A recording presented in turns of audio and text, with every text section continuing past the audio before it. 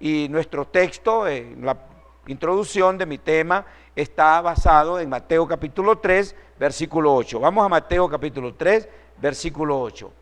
Mire lo que dice, este es el caso de Juan, cuando Juan, el precursor, porque Juan fue el precursor de la primera venida de Jesús. Entonces, observe esto que voy a decir.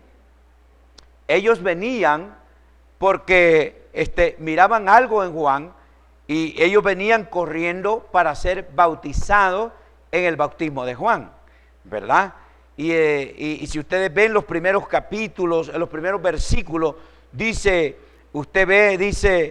el versículo 3, dice, este es aquel, estoy leyendo Mateo 3, este es aquel de quien el profeta Isaías dijo, voz que clama en el desierto, preparad el camino del Señor. ¿Ven ustedes? Preparar el camino del Señor. No tienen sueño, ¿verdad? No, preparar el camino era introducir, ¿me entienden? Preparar era introducir. Jesús venía, pero no podía venir. Bueno, aquí estoy. No. Tuvo que haber un emisario, tuvo que haber una introducción, ¿verdad? Entonces dice, Juan llevaba vestido hecho de pelo. Juan llevaba un vestido hecho de pelo de camello, un cinto de cuero en su cintura y comía langosta. Bueno, entonces dice, acudían, el versículo 5, acudían a él de Jerusalén, de toda Judea y de toda la región del Jordán. Y al confesar sus pecados, eran bautizados por él en el Jordán. Amén. ¿Qué era lo primero? Oigan bien, vamos por partes. ¿Qué era lo primero que ellos tenían que hacer? Era bautizarse. Ellos venían a Juan y Juan les daba el mensaje, pero ellos venían para ser bautizados. Toda persona que viene para ser bautizada, para recibir al que viene. Amén. Gloria a Dios, el cual es Cristo Jesús. Entonces, cuando Juan vio que muchos fariseos, ahora, ¿quiénes eran los fariseos? Yo quiero ir diciendo cosa por cosa, porque precisamente venimos a la iglesia para ser instruidos en la palabra, porque nos estamos preparando para vivir en otro lado. Entonces dice, cuando Juan vio que muchos fariseos y saduceos venían a su bautismo, le decía, generación de víboras. Amén. Generación de víboras. Muchos hermanos han tomado ese modelo y se paran en un parque y empiezan a decirle víbora a la gente. Ese fue el mensaje para Juan. Ese fue el mensaje y allá ese mensaje ya no funciona aquí, porque estamos en otra dispensación. Ya no estamos en la dispensación de Juan. Ya Cristo ha venido y Juan murió. Ya el profeta se fue y ahora es la palabra, ahora es la novia. Ahora dice, generación de víboras, ¿quién os enseñó a huir de la ira venidera? Los fariseos que habían estudiado las escrituras antiguas, las escrituras antiguas eran los escritos de Moisés. Y los escritos de Moisés decían que el Mesías iba a venir. Y precisamente Juan vino para introducir al Mesías, al Mashiach en el hebreo, para introducir al Mesías, ¿verdad? Gloria a Dios. Entonces, y los fariseos venían y él dice generación de víboras. Ellos pensaron el día, la hora ha llegado en que el Mesías ha de venir. Bueno, entonces dice ahora el versículo 8, producir. No era de venir. Aquí es donde tenemos el contexto de la escritura. No era de venir corriendo, ay, me va a caer una pared, me voy a morir, todos nos vamos a morir. No se trataba de eso, se trataba de venir, pero tenían que venir para producir frutos. Él le dijo, producir frutos dignos de arrepentimiento. Gloria a Dios. Entonces, ¿qué es lo que hace la gente cuando viene? Muchas veces piensan que leer los libros, eso es bueno. Leer los libros, leer los sellos, leer las edades. Y la gente viene y pone la carreta delante de los bueyes. Saben tanto del mensaje que se descuidan de su vida diaria, se descuidan de vivir una vida santa, ¿verdad? Se descuidan de vivir una vida santa y aprenden a chismear, aprenden a engañar, aprenden a odiar, aprenden a perseguir, a desintegrarse. No, cuando venimos a Cristo venimos a integrarnos. Venimos a integrarnos, Tenemos reuniones para tener esa relación unipersonal el uno con el otro.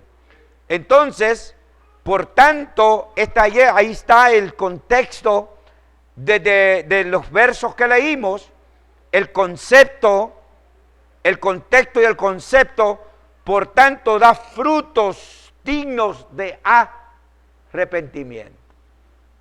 Hay mucho predicador que usted se acerca y le dice, si tú sabes tanto de la Escritura, si tú eres un sabio de la Escritura, te pregunto, ¿qué es arrepentimiento? Hay muchos cristianos sentados en banca que no saben qué es verdaderamente el arrepentimiento. Pueden enseñar matemática, pueden enseñar álgebra, pueden enseñar tantas cosas de la Escritura, pero no saben qué es arrepentimiento. Es importante que cada hombre y mujer, cada joven, cada niño, cada individuo sepa en sí lo que es el arrepentimiento. Porque si no sabe qué es arrepentimiento, ¿cómo puede proceder para vivir la vida si ni tan siquiera ha aprendido a vivir los rudimentos? Amén. Gloria al nombre del Señor. Entonces, había una carta que el apóstol Pablo envía a los hermanos que están en Corintios, y en la segunda de Corintios, capítulo 7, encontramos primero, en los primeros versos del capítulo 7, encontramos donde Pablo les escribe esta carta como al mismo tiempo de agradecimiento. Y le dice de la manera así, amados, ya que tenemos tales promesas, limpiémonos de toda impureza de la carne y del espíritu, perfeccionando la santificación en la reverencia a Dios. ¿Ah? Ahora, ya vamos a seguir leyendo. Ahora, ¿por qué? Porque Pablo está escribiendo esta carta. Esta carta la escribe por causa que dentro de la iglesia de Corintios, esta es una iglesia que estaba ubicada geográficamente en Asia. Entonces dice, él les escribe, porque en Corintios muy típicamente se vivía cualquier clase de vida. Allí se congregaban personas que tenían 3 y hasta 4 mujeres allí. Y entonces él viene y les escribe una carta, pero les está hablando del arrepentimiento. Amén. Entonces dice, les escribe la carta de cuando llegó a Macedonia y cuando estuvo entre ellos, que fue de bendición, pero que al mismo tiempo no hubo descanso, no disfrutamos de descanso. Pero esta carta que les había enviado, exhortándolos de la vida pecaminosa que vivía Corintios, ellos se contristaron. Ahora mira lo que dice. Dice, pero Dios que consuela a los humildes, el versículo 6, pero Dios que consuela a los humildes, nos consoló con la venida de Tito. y no solo con su venida, sino también con el consuelo que él había recibido de vosotros. Él nos contó de vuestro gran afecto, vuestro llanto, vuestra solicitud por mí, para que me regocije aún más. Si os entristecí con mi carta, no me pesa, aunque entonces lo lamenté, porque veo que aquella carta os entristeció por algún tiempo. Ahora me alegro, no porque se entristecí, sino por la tristeza os movió al arrepentimiento. Pues os entristecisteis según Dios, para que ninguna pérdida padeciese por nuestra parte. Amén. Si ustedes le ponen atención al verso, ustedes se dan cuenta que allí estaban haciendo cosas y había un hombre, había un muchacho que había estado viviendo con la mujer de su padre, o sea, la madrastra. ¿Ves? La madrastra había estado viviendo, y él se está refiriendo a esto, aunque no dice aquí, lo dice en otra parte. Él viene y los exhortó. Y la iglesia y los santos se entristecieron, porque ellos no entendieron, pero con el tiempo ellos se dieron cuenta, gloria al nombre del Señor, ellos se dieron cuenta de que al final se dieron cuenta de que la carta era un consejo para redarguirlos, para que reconocieran de que la iglesia necesitaba ser redarguida y reconocer de lo que ellos estaban viendo. Entonces Pablo se refiere a esta epístola que había escrito en Romanos 11, 29, donde habló de los dones, porque habían dones y se preguntaban posiblemente, pero ¿cómo tenemos dones, lenguas, sanidades? Y entonces él le dice los dones, les habló de los dones, porque por medio de los padres, leamos Romanos 11, versículo 29. En otras palabras, la gente se detiene en esas cosas y dice, ¿pero por qué? ¿Pero por qué si son así tienen tantos dones? ¿Verdad? Y Pablo les dice, bueno, es que es la promesa, porque los padres, léanlo, 11, 29 y versículo 30, 29 y 30. Los dones son sin arrepentimiento, porque es promesa de Dios.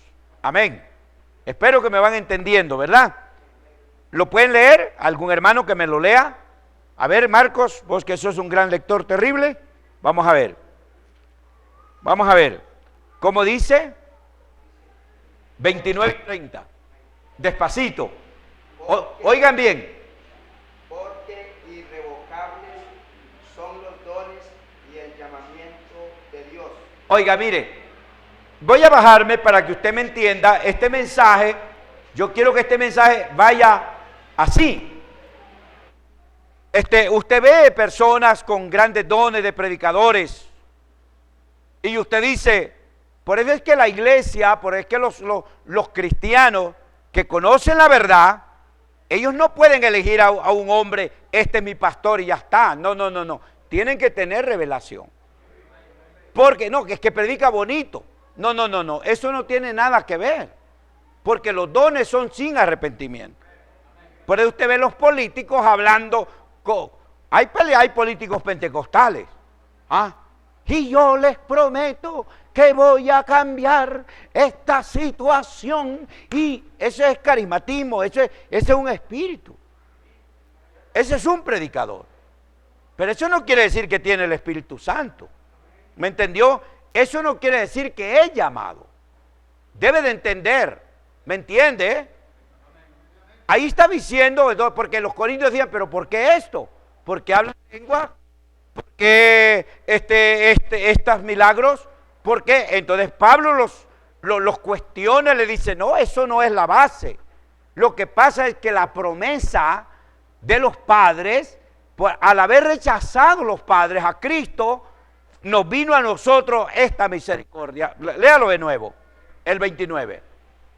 Porque irrevocables son los dones y el llamamiento de Dios. Oiga, porque irrevocables son los dones y el llamamiento de Dios. Amén. ¿Están entendiendo? Gloria al nombre del Señor. Ahora, sigue diciendo. Pues como vosotros también en otro tiempo erais desobedientes a Dios, pero ahora habéis alcanzado misericordia por la desobediencia de ellos.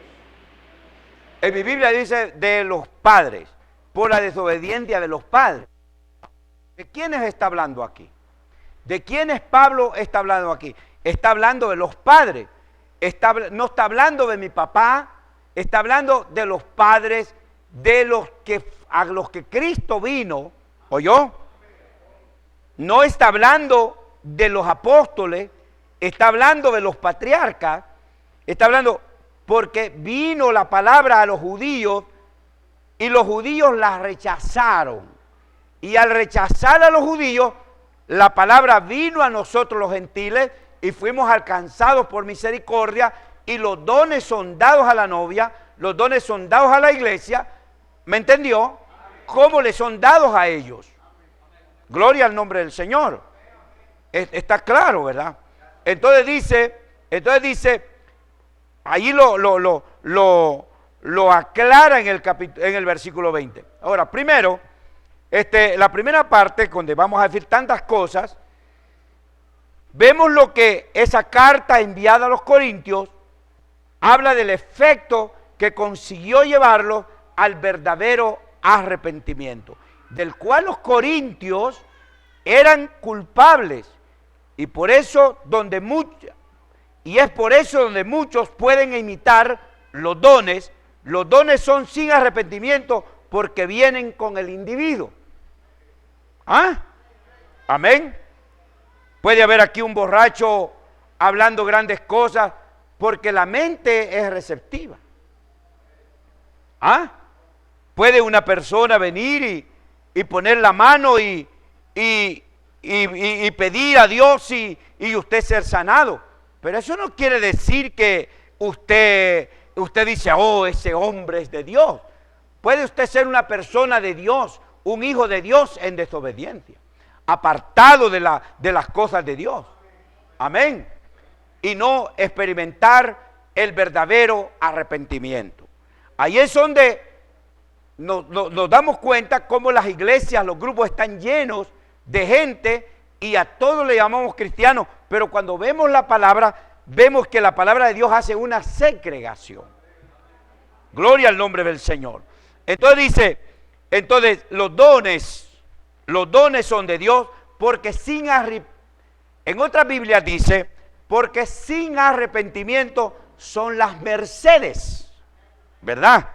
Que es una palabra más antigua, merced, porque es una palabra tomada de la época medieval, donde a la gente le decían su merced, y en algunos países todavía usan esa palabra. ¿Qué dice su merced? ¿Verdad? Por eso es que aquí en algunas Biblias aparece, y sin arrepentimiento son las mercedes. Entonces, gloria a Dios. ¿Qué produjo esa carta? Una pregunta. Lo voy poniendo con pregunta. ¿Qué produjo esa carta? Amén. Les produjo tristeza, de la que según Dios, esto era un arrepentimiento genuino. Al principio les causó escándalo. Yo, por ejemplo, vengo y le digo a una hermana, mire hermana, usted es una hermana cristiana, fiel, santa, pero se apartó cuando usted vino y le dio un beso a fulano. No, es que es mi novio. No. Usted es una hermana, hija de Dios, en desobediencia. Usted no debe de darle un beso a su prometido hasta que se casa con él. ¿Oyeron eso?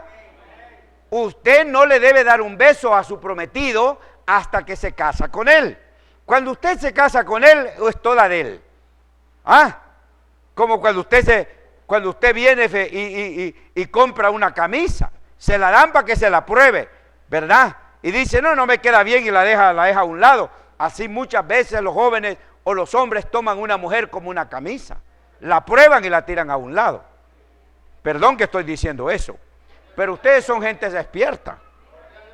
No queremos venir aquí y que Cristo viene y que los 7 sellos, hermanos, y que la palabra aquí. No. Queremos saber, queremos conocer verdaderamente cómo vivir la palabra de Dios, cómo conducirnos.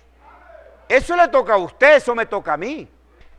¿Qué produjo esa carta? Les produjo tristeza, de la que según Dios eso era un arrepentimiento genuino. Conforme ellos pasó el tiempo, ellos fueron dándose cuenta que aquella carta, aunque venía envuelta de regaño, venía envuelta de cuántas cosas, la Biblia no dice qué es lo que les dijo, pero ellos fueron movidos, ellos fueron entristecidos según Dios. Se entristecieron primero, pero cuando se entristecieron según Dios, eso les sirvió a bien. Ahora, miremos el texto de 2 Corintios, de nuevo. Creo el versículo 11 dice, leemos el versículo 11. Si puede anotarlo en la parte posterior de su Biblia o en una hojita, tómelos para que usted los estudie en casa. Mirá, ¿qué ha producido esa tristeza? Mirá que ha producido esa tristeza piadosa. ¿Oyó usted? Mirá que ha producido esa tristeza piadosa. ¿Me están siguiendo? Ahora, ¿qué es lo que produjo? ¿Qué solicitud produjo en vosotros? ¿Qué defensa? ¿Qué indignación? ¿Qué temor? ¿Qué ardiente afecto? ¿Qué celo? ¿Qué vindicación? En todo os habéis mostrado inocentes en este asunto. 9 afirmaciones de lo que ellos demostraron. ¿Oyó usted? Inocencia. ¿Oyeron? En el asunto. De lo cual vosotros, de lo cual ustedes eran culpables. Dice, ahora, mire, contristados según Dios, gran diligencia produjo en vosotros. 2. ¿Y qué disculpas? 3. ¿Y qué indignación? 4. ¿Y qué temor? 5. ¿Y qué ardiente afecto? 6. ¿Y qué celo? 7. ¿Y qué vindicación? 8. En todo habéis mostrado inocentes en el asunto. 9. ¿Amén? ¿Por qué? Ahora, la respuesta, la respuesta a la pregunta, ¿por qué? Porque ellos lo reconocieron. La persona cuando viene y comete un error, ¿oyeron eso? Cuando la persona viene y comete un error y lo reconoce, Dios lo ha perdonado, de lo cual se lo vuelve inocente, pero la persona viene y lo razona y dice, no, pero ya estoy bien, eso no hay problema. Me fui con unas 2 mujercitas por allí, pero ¿qué pasó? ¿Qué? Yo me siento bien. Ese no está arrepentido. Ese no está arrepentido. ¿Me están entendiendo? Por eso estoy hablando de arrepentimiento. Está en el momento cuando ve las lenguas de fuego viniendo.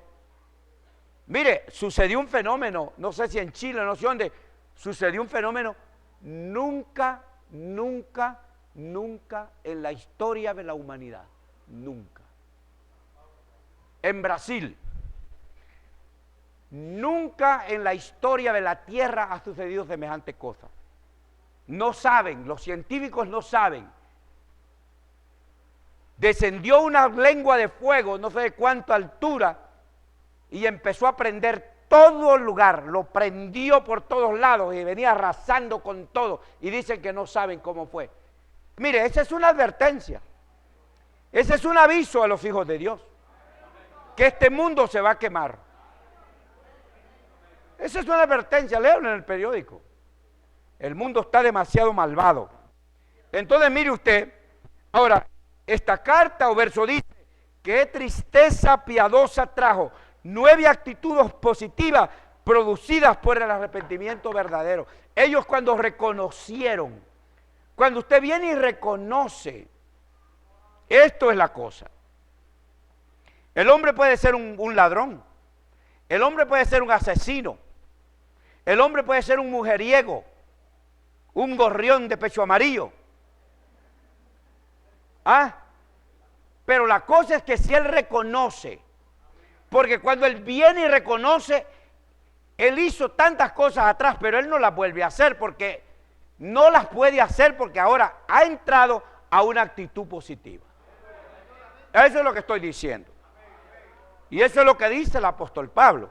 Si usted lee el versículo 11, mirad qué os ha producido aquella carta. ¿Qué es lo que produjo la carta? Ahora, ¿qué es lo que ha producido o qué efecto ha hecho Dios a través de su palabra en su vida? Le pregunto, ¿qué efecto ha hecho? Amén. Los templos están llenos de gente. ¿Qué es arrepentimiento? Pregunta. ¿Qué es arrepentimiento? Ustedes me dijeron que saben qué es arrepentimiento. ¿Qué es arrepentimiento? ¿Qué siente cuando una persona está arrepentida? Como experiencia personal. Como experiencia personal. ¿Qué es arrepentimiento? Y mírenme bien. ¿Qué es arrepentimiento? ¿Qué sientes? Voy a hacer unas preguntas así muy personal para oír de alguna opinión. ¿Qué sientes cuando estás arrepentida? ¿Qué sientes internamente? ¿Qué sientes? ¿Dolor? ¿Dolor de qué? ¿De cabeza o...?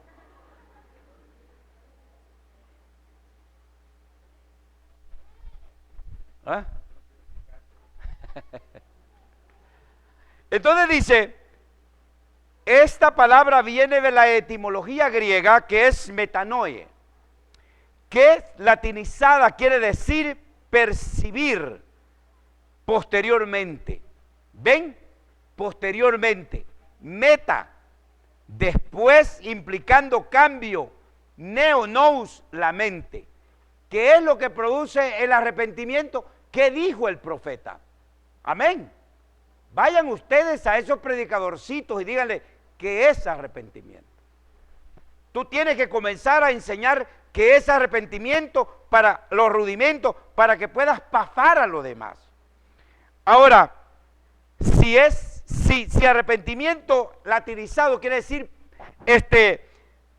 quiere decir percibir posteriormente, o percibir una meta, ¿me entiende? Percibir una meta. ¿Cuál es la meta tuya de venir aquí a la iglesia? ¿Quieres seguir igual? ¿Quieres seguir ladrón? ¿Quieres seguir sin vergüenza?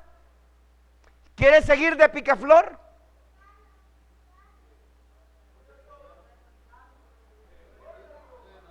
¿Quieres seguir de picaflor?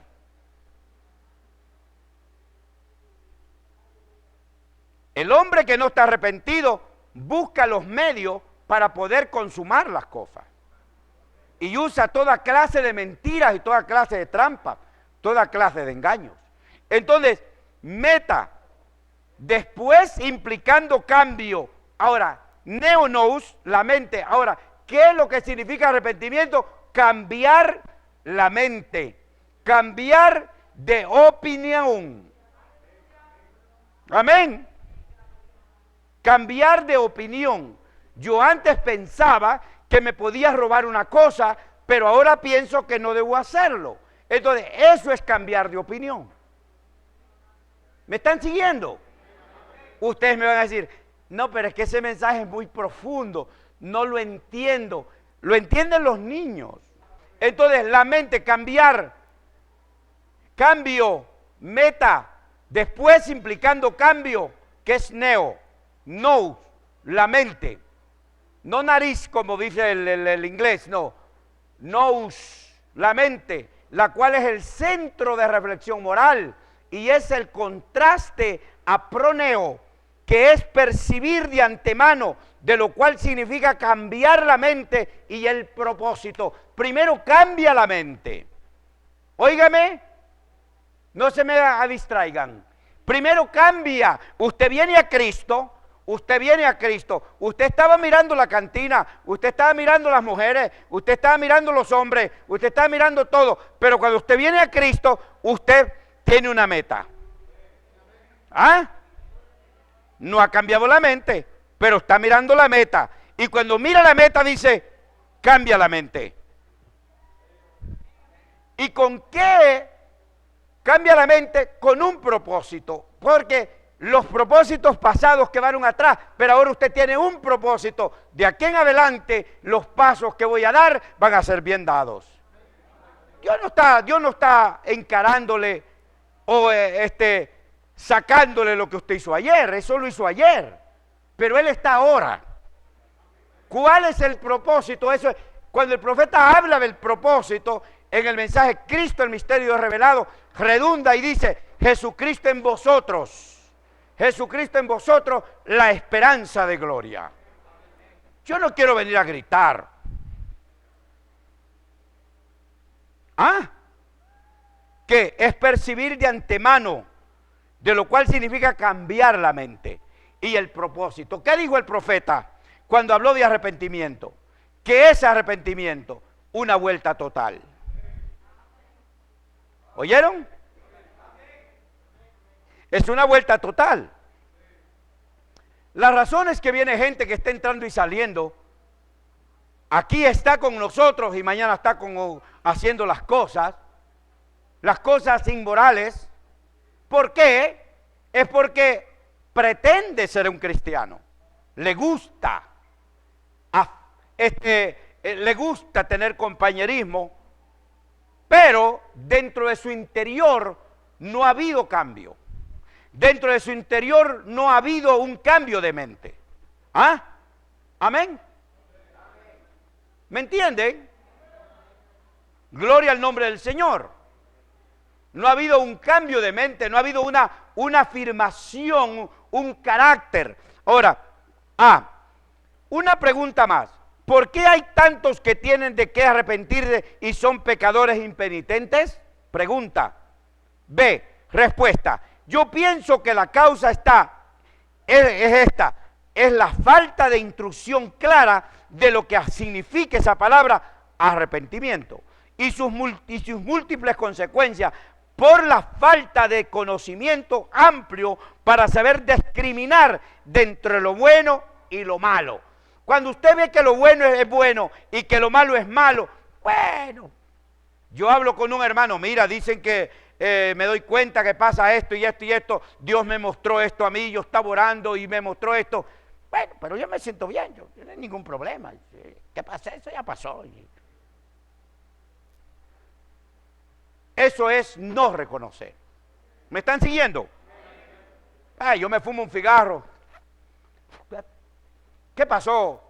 Eso no es pecado, esos son atributos del pecado. El asunto no está el que me lo fumé, el asunto está es cuándo voy a dejar de hacerlo. ¿Me entiende? El asunto no está cuando me voy a tomar un trago de licor, sino hasta cuándo estoy dispuesto a dejar de tomar el licor. Hasta cuándo voy a tomar el carácter de hombre, el carácter de mujer, de la mujer, el carácter del cristiano. ¿Hasta dónde? ¿Hasta cuándo voy a tomar la seriedad? La seriedad entre yo y Dios y yo. Amén. Si gritar y hablar, que eso no cuesta. Hablar de todos los libros que lee de la cabeza, la mente le tiene un montón de cosas. Pero la cosa es reconocer quién soy yo. Reconocer quién es usted. Amén. Entonces, y dice,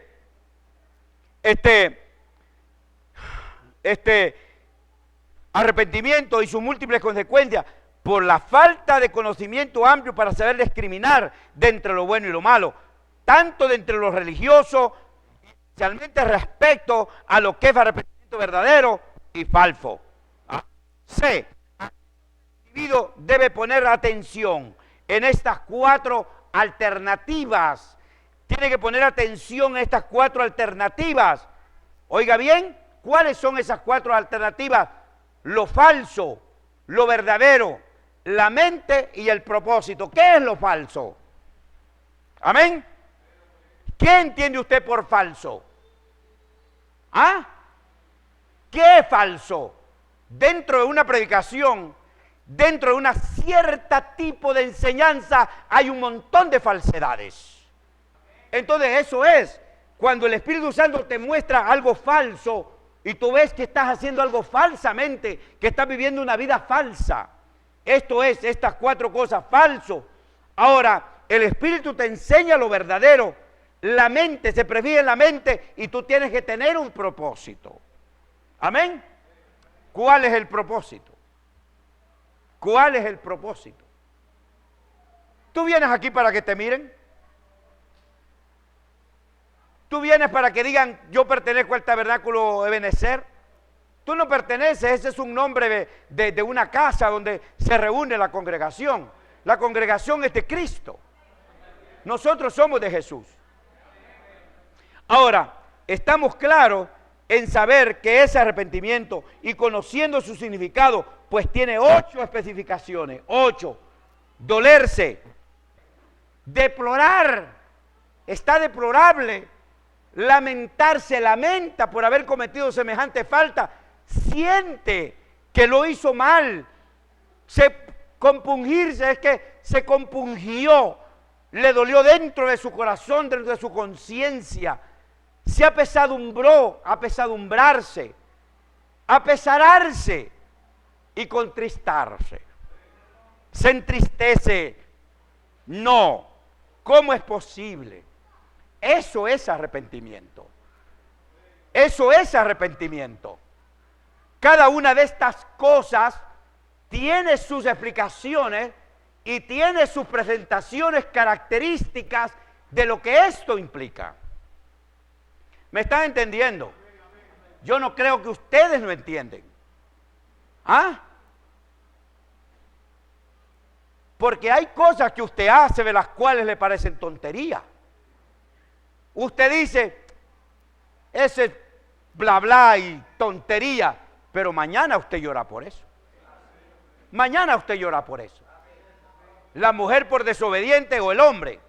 El hombre por desobediente viene, le pone un niño a una muchacha y mañana le ponen la pensión, de lo cual se arrepiente para toda la vida. Y la mujer que tiene que criar a este niño desde un día de nacido hasta 18 años, que después se le hace un delincuente, tiene que llorar por eso y no lo reconoce. Y por cuanto no lo reconoce, fracasa en la vida. Fracasa en la vida. Cuando se enamora de cualquier muchacha, que porque es como una Coca-Cola, se enamora y viene, y cuando viene la vida de desastres y cosas, fracasa en la vida, llora para toda la vida, lo deja la mujer y mañana tiene que buscar de todas maneras otra, porque es hombre. Yo soy justo en eso. Es hombre. Ustedes por la religión dicen, no, que ella se metió con otra, que no sé qué, pero es que usted no es hombre, usted es mujer. Y el otro dice, no, que sinvergüenza, porque usted tiene la suya. Y ahí eso usted no es movido, porque usted no ha pasado ese dolor, porque usted no ha pasado esa desgracia. Pero ese es el pago de su mala elección. ¿Me están siguiendo? Amén.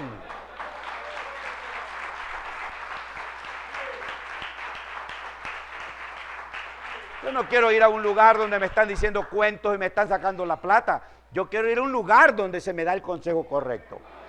Entonces, ahora fíjese usted, veamos lo que dice Isaías 30, rápido, 15, porque si así ha dicho el Señor Dios, el Santo de Israel, en arrepentimiento y en reposo seréis salvos. ¿Oyó? 2 cosas. Yo me paro donde debo de pararme. ¿Qué dice? ¿Qué dice Isaías? Léalo.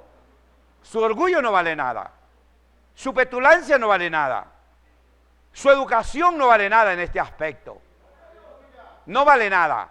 Porque grandes doctores, grandes galenos, grandes profesionales están en derrota. Y ahora lo dice Isaías 30:15, porque así ha dicho el Señor Dios. Así ha dicho el Señor Dios, el Santo de Israel. En arrepentimiento y en reposo seréis salvos.